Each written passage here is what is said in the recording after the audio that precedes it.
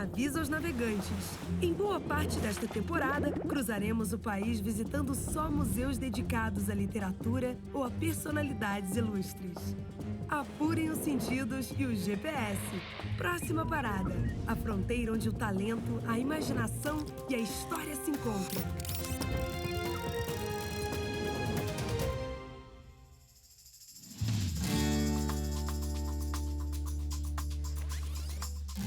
Desta vez, o Conhecendo Museus vai subir a serra em direção à cidade de Petrópolis, que fica a 68 quilômetros da capital do Rio de Janeiro. A vista da estrada já vale a viagem. Sugiro uma paradinha para aproveitar o visual. Quem topa?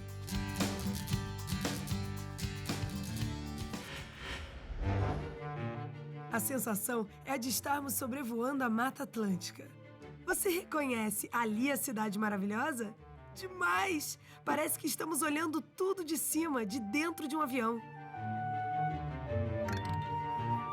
Falando em avião, viemos a Petrópolis para visitar o Museu Casa Santos Dumont, que guarda a memória e algumas das invenções do pai da aviação.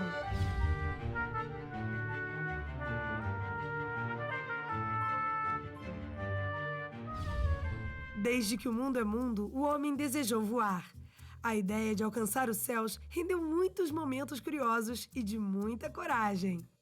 Mas em 1901, um homem conseguiu o feito de dirigir um balão. O brasileiro Alberto Santos Dumont, a bordo de seu dirigível número 6, voou e contornou a Torre Eiffel sob os olhares embasbacados de centenas de parisienses. Mas a história estava apenas começando. O Museu Casa de Santos Dumont fica nessa casa pequenininha, na encosta do morro, no centro de Petrópolis. Foi projetada pelo próprio aviador, que a usava como casa de veraneio até 1932, quando veio a falecer. Essa casa, construída em 1918, no estilo alpino francês, totalmente inovadora para a época, foi uma verdadeira invenção arquitetônica, pensada em facilitar, em atender às necessidades e gostos do seu criador. Um homem prático, amante da natureza e apaixonado pelos desafios. Desafio era mesmo com Santos Dumont. Tanto que quando os amigos vieram dizer que seria impossível erguer uma casa nesse terreno tão íngreme, ele arregaçou as mangas e deu início às obras. Ele provou que não só era possível, mas também podia ser rápido. Esse chalé, construído numa peça única, com 3 andares e um terraço, levou 3 meses para ficar pronto. O inventor Alberto Santos Dumont nasceu em 1873 em Palmira, Minas Gerais, que depois foi rebatizada com o nome do seu filho ilustre. Seu pai, um ousado imigrante francês que se tornou o rei do café, lhe deixou uma generosa herança e uma missão: que o filho estudasse na capital francesa para aprender aquilo que mais gostava: mecânica. Santos Dumont aproveitou a chance e não decepcionou. Depois de várias tentativas de voar com dirigíveis e alguns sucessos alcançados, atingiu a glória em 1906, quando contornou com seu 14 bis a Torre Eiffel em Paris e se tornou um dos homens mais famosos do século XX, ganhando no Brasil o título de pai da aviação. Sejam bem-vindos à minha casa, a Encantada, nesta cidade que eu tanto admiro. E estarei aqui de braços abertos, de asas abertas para recebê-los. Muito bem-vindos, todos vocês. Antes de subir, vamos conhecer o andar térreo da casa? Aqui era a oficina de pequenos reparos e um laboratório fotográfico. Dumont também era apaixonado pela fotografia. Montou seu laboratório com equipamentos fotográficos comprado em Paris. Seu maior interesse era registrar o voo dos pássaros. Não à toa, né?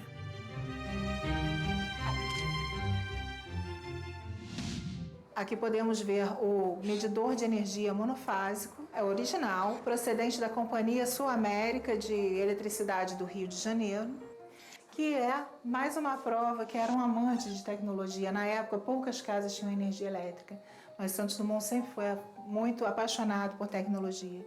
Aqui a pia, onde provavelmente ele revelava suas fotografias, é uma pia de ferro fundido. Uma mesa que servia de bancada para ele fazer seus pequenos concertos, onde foi usada a madeira da Fazenda Dumont, lá em São Paulo.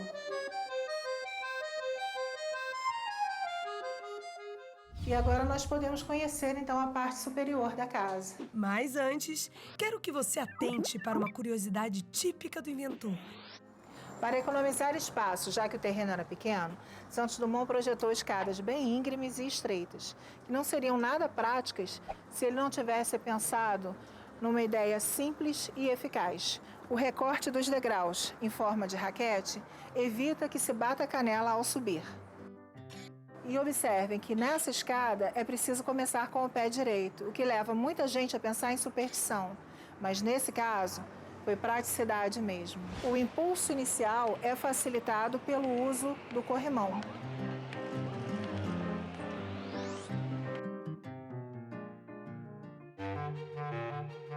Quando a gente entra no mundo de Santos Dumont e descobre a sua história, percebemos que o seu legado vai muito além da aviação. A casa, projetada por ele, foi pensada para ter praticidade. Servia ao mesmo tempo de biblioteca, escritório e sala de refeição. E conta com diversas invenções excêntricas e inovadoras, como móveis fixos, que não existiam na época. Esse espaço era uma sala multiuso, que, como a maioria dos lofts de hoje em dia, apesar de não ter divisórias, era subdividido em 4 ambientes. Aqui a gente tinha a mesa, onde ele escrevia e desenhava de pé, por isso ele deixou um pouco mais alto para atender a altura dele. Ali a gente tem a sala de estar em volta da lareira. Era muito necessária a lareira naquela época, porque Petrópolis era muito mais frio do que é hoje em dia. A biblioteca, ele era um homem que gostava muito de ler, era apaixonado por Júlio Verne e Victor Hugo. Aqui tem a coleção completa, original. E aqui a mesa de jantar, a mesa de refeições. Mas, como ele não tinha cozinha na casa, como ele fazia essas refeições? Eu já conto essa história para vocês. Ok, a gente pode suportar, mas não demora. Vou apresentar a vocês aqui as cartas que Santos Dumont escrevia. Tem essa daqui que foi o primeiro Congresso Nacional de Aviação que ele recebeu para poder estar lá presente, para receber as honrarias e tal. Tem as cartas que ele escrevia para amigos, parentes. Ali ele escrevia para Casa Xavier, que era uma alfaiataria que tinha aqui na cidade, onde ele encomendava camisas, os ternos. Tem a carta de emancipação que o pai dele deu para ele quando ele completou 18 anos e está transcrita aqui. Na carta, o pai diz resumidamente o seguinte: já lhe dei hoje a liberdade. Tenho ainda alguns anos de vida. Quero ver como você se conduz. Vai para Paris, o lugar mais perigoso para um rapaz. Vamos ver se você se faz um homem. Você procurará um especialista em física, química, mecânica, eletricidade, etc. Estude essas matérias e não se esqueça que o futuro do mundo está na mecânica. Você não precisa pensar em ganhar a vida. Eu lhe deixarei o necessário para viver. E ele foi para a França para estudar mecânica, química, física e elétrica. Sendo que ele acabou se apaixonando pelo balonismo lá e... enfim. E aí que os balões foram o começo de tudo. Em 1898, Santos Dumont inicia suas experiências com o minúsculo Balão Brasil de apenas 34 quilos, que era, em suas próprias palavras, lindo como uma bola de sabão. As viagens feitas pelo inventor a bordo do balão o deixaram famoso na capital francesa. Um passo à frente, procurando resolver o problema da dirigibilidade, ele construiu o Santos Dumont número 1, impulsionado por motor a explosão, que na época era considerado uma loucura. Em 1899, o Santos Dumont número 2, cheio de hidrogênio, alcançou o voo, mas caiu logo em seguida. O inventor saiu ileso. No mesmo ano, a bordo do número 3, um monomotor com hélice, Santos Dumont consegue a proeza da dirigibilidade tão sonhada na época.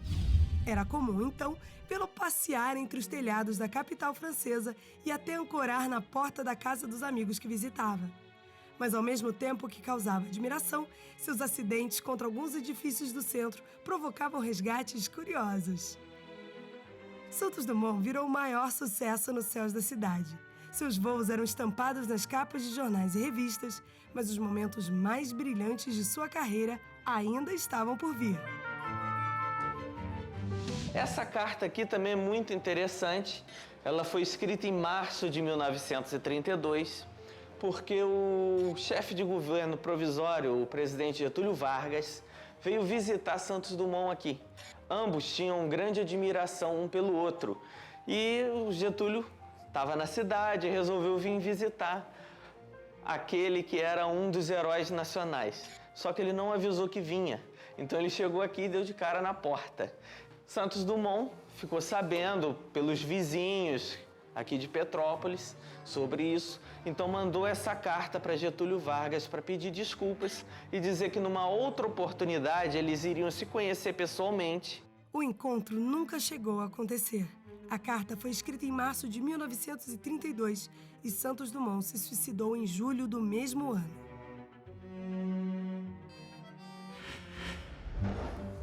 Aqui nós podemos ver a planta original da casa, feita pelo arquiteto Armando Teles e assinada pelo construtor, o engenheiro Eduardo Pederneiras. Santos Dumont projetou todos os detalhes e deu os esboços para que o Armando Teles pudesse fazer o desenho técnico, né? Como ela falou agora há pouco, dá para perceber pelo projeto que ele não pensou mesmo na cozinha. Então, como ele fazia as refeições? Naquele prédio ali em frente, onde hoje é uma universidade, funcionava o Hotel Palace. Era um hotel muito requintado e de lá ele pedia a comida dele. O garçom atravessava a rua com a bandeja e vinha até aqui servi-lo. Por isso, Santos Dumont já projetou a mesa com esse recorte, para facilitar o garçom na hora de servir e retirar os pratos. Tudo dele era pensado antes. Quem pedia comida em casa em 1918? Pessoal, Santos Dumont inventou o delivery.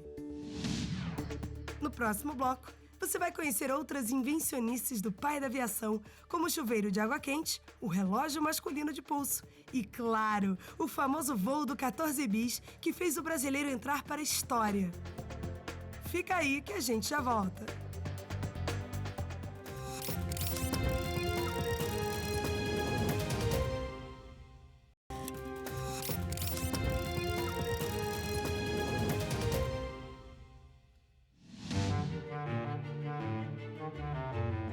Estamos na cidade serrana de Petrópolis, no Rio de Janeiro, para continuar a visita ao Museu Casa Santos Dumont, que guarda o acervo do maior inventor brasileiro do século XX, o pai da aviação. A casa, que pertenceu ao aviador, fica no centro histórico de Petrópolis, uma cidade que tem origem no tempo do Império.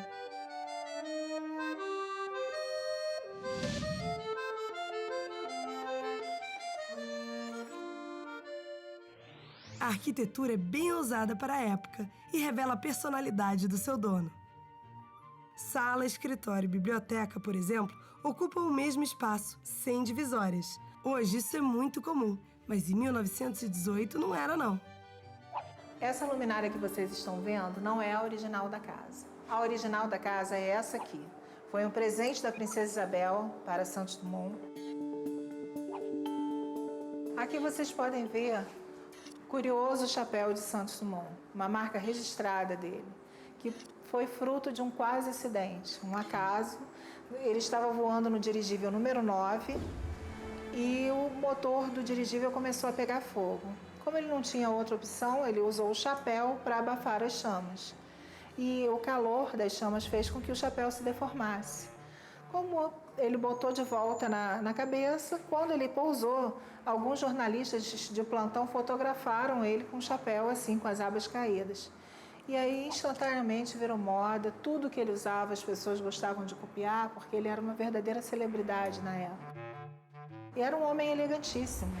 Estava sempre com ternos escuros, com riscas longitudinais, porque era um truque que ele usava para parecer um pouco mais alto, né? Santos Dumont era franzinho, media 1,58 m e pesava 50 quilos. O chapéu, por sinal, era outro truque para parecer mais alto. Por ser elegante, por ser celebridade, tudo que ele usava virava moda, como aconteceu com o relógio de pulso. Na época, os homens usavam relógio de bolso, aqueles com a correntinha. E ele precisava estar com as mãos nos controles dos dirigíveis e, ao mesmo tempo, cronometrar o tempo de voo. Uma vez, ele amarrou o relógio de bolso dele no punho com um lenço. E ele viu que assim dava certo, só era pesado, desconfortável. Então, ele comentou com um amigo dele, o Cartier, um joalheiro, e pediu que desenvolvesse um relógio mais leve, mas que lhe permitisse ficar com as mãos livres. E foi assim que nasceu o primeiro relógio de pulso masculino, que a Maison Cartier deu o nome de Santos. E foi um sucesso e é usado até hoje. Depois de solucionar o problema da dirigibilidade com o número 3, Santos Dumont foi pego de surpresa. Em 1900, o Aeroclube de Paris estava oferecendo 100 mil francos doados pelo magnata Henri Deutsch para o primeiro aviador capaz de voar com dirigível desde a sede do Aeroclube, circundar a Torre Eiffel e voltar em menos de 30 minutos. Quem duvida que Santos Dumont aceitou o desafio? Óbvio, ululante. Para conseguir o prêmio, ele constrói o número 4, um monomotor com hélice.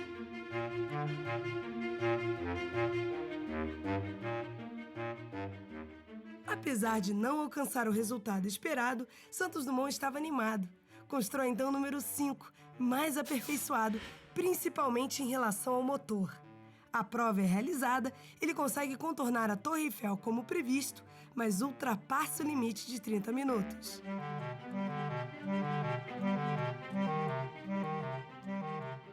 Mas em 1901, Alberto Santos Dumont entrou para a história. Na presença da comissão julgadora, ele decola com seu número 6, passa pela Torre Eiffel e volta ao ponto de partida dentro do tempo estabelecido. O aviador divide o prêmio entre seus mecânicos e os mendigos de Paris. Essas esculturas são réplicas de homenagens que ele recebeu ainda em vida na França. Essa maior aqui é uma réplica de um monumento de mais de 2 metros de altura, feito em bronze, que está lá em Saint-Cloud, com a efígie dele embaixo, agradecendo pelos feitos pioneiros de Santos Dumont na aviação.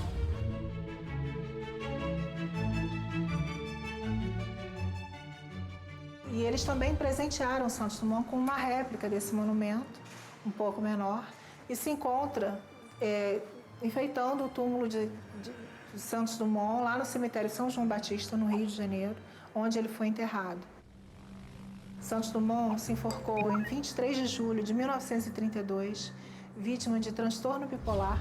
Dizem que Santos Dumont teria ficado muito atormentado ao ver o seu invento, o avião, ser usado na guerra para matar pessoas. A crença popular é que a tristeza o levou ao suicídio.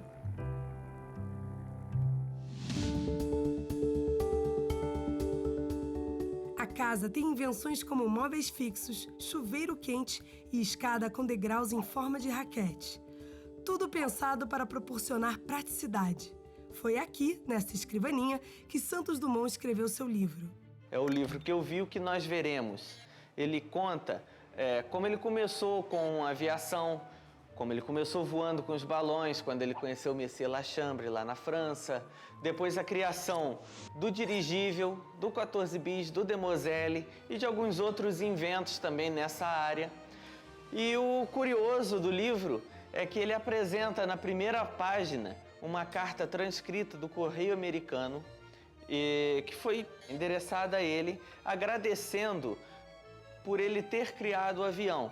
Então, nisso já acaba essa disputa, esse impasse que existem de quem inventou o avião, se foi Santos Dumont ou se foi os irmãos Wright. Aqui também tem um maço de cigarro, é uma fábrica americana que, para homenagear Santos Dumont, colocou o nome dele na embalagem. E atrás tem uma citação dizendo sobre o pai da aviação. também para acabar com esse impasse de quem criou o avião. A maioria dos países do mundo consideram os irmãos Wright como os inventores do avião por uma decolagem anterior à do brasileiro. Mas para resumir o impasse de Santos Dumont versus os irmãos Wright, é preciso explicar um detalhe. Os irmãos americanos fizeram experiências com planadores semelhantes aos de Santos Dumont. Porém, os aviões eram jogados do alto de colinas ou utilizavam trilhos e catapultas. Os defensores de Santos Dumont sustentam que o brasileiro voou com recursos de seu próprio aparelho, decolando do chão. O legado dele, além do pai da aviação, que todo mundo conhece ele como criador do avião, ele deixou um legado de simplicidade, de inventividade muito grande para nós brasileiros. Ele era um homem extremamente rico. E ele fez uma casa que ele conseguia viver com aquilo que era necessário. Então ele deixa transparecer que a gente não precisa de muito para viver. A gente precisa só do necessário. E esse eu acho que é um dos maiores exemplos que Santos Dumont pode deixar para a humanidade. Um dos maiores exemplos e muito atual. Estou cada vez mais convencida da atitude vanguardista de Santos Dumont. E para continuar no clima, vamos conhecer a parte de cima da casa, onde ficam mais algumas de suas invenções. Essa é a parte de cima da casa de Santos Dumont, onde ele fez pensando na claridade da casa e usando os móveis multiuso, que ele fez isso pela casa toda. E ele fez um mezanino, né, com os gavetões, onde ele usava como dormitório também. E ele utilizava esse telefone, que era registrado na linha 111, onde ele guardava no alçapão aqui embaixo mesmo, e ligava para o hotel para pedir a sua refeição delivery. Quer dizer, além de pedir delivery em pleno 1918, ele ainda tinha uma linha direta com o hotel que entregava comida. Isso que é facilitar a vida. Agora nós vamos apresentar a vocês o banheiro de Santos Dumont. Essa foi uma das invenções assim, mais criativas dele. Ele usou um balde, né? E ele usava um fundo falso nesse balde e uma divisão onde caía uma água fria, né? E quando ele puxava as cordinhas, essa água se misturava com a água quente, que era aquecida a álcool. Então a água caía nele já morninha. No começo do século XX, a era do dirigível chega ao fim para dar lugar à era do avião. A ideia do voo mecânico em um aparelho mais pesado que o ar era a questão do momento. Muitas tentativas para lá de excêntricas falharam ao tentarem alcançar o céu. O novo problema era como construir um avião. E Santos Dumont mais uma vez desvendou o enigma. A solução estava na aerodinâmica. Ele faz então um 14 bis. Era impulsionado por motor a gasolina e levava um leme à frente. Eis que no dia 12 de novembro de 1906, diante de uma multidão de testemunhas, percorreu 220 metros a uma altura de 6 metros. Foi o primeiro voo homologado pelo Aeroclube da França em um aparelho mais pesado que o ar.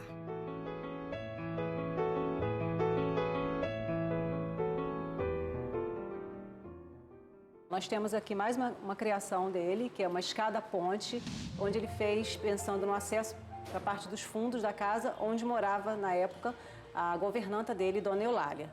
E ao lado nós temos o observatório, onde ele fez também uma escada para observar as estrelas, que ele gostava muito mesmo, e era a paixão dele, por ser brasileiro, hastear a bandeira todos os dias que ele estava na casa. Onde ficavam os aposentos de Dona Eulália, hoje funciona o Centro Cultural vinculado ao museu, que recebe crianças e estudantes para oficinas pedagógicas. Com foco na acessibilidade, o Centro Cultural foi inaugurado para levar cultura a todos, principalmente a pessoas com necessidades portadoras especiais. O Centro Cultural também expõe uma linha do tempo, para que o visitante possa entender melhor a trajetória de Santos Dumont. Aqui nós já temos a Demoiselle, que era o projeto número 19. A Demoiselle já era um avião com uma facilidade incrível de voo, inclusive ele visitava amigos em castelo, ele descia em qualquer lugar e fazia voos diários. É o embrião do monomotor, né? do avião moderno, a Demoiselle. Depois da Demoiselle, Santos Dumont ainda fez muitos outros protótipos de aviões. E lá se vão mais de 100 anos da invenção daquele que é considerado hoje o meio de transporte mais seguro do mundo. Um viva Santos Dumont! Muito obrigado por essa visita virtual que vocês fizeram à Encantada, minha casinha aqui em Petrópolis. Agora eu estou esperando a presença de vocês. Até a próxima. Olha aí, não vale recusar o convite, hein? Anota o endereço.